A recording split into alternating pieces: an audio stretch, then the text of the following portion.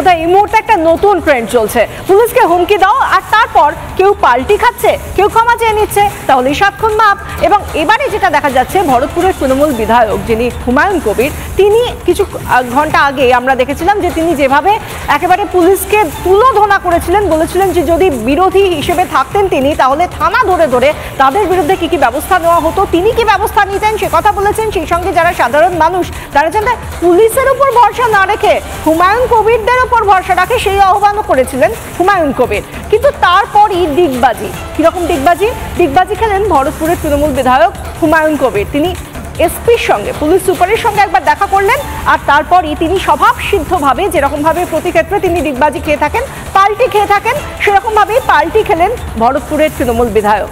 এখনো লালগোলা থানা, বড়ুয়া থানা, আমার ভরতপুর থানা, এমন কিছু কিছু কর্মকাণ্ড চলে। আমি যদি বিরোধী আসনে থাকতাম 24 ঘন্টা সময় লাগতো না এসব সায়স্তা করতে।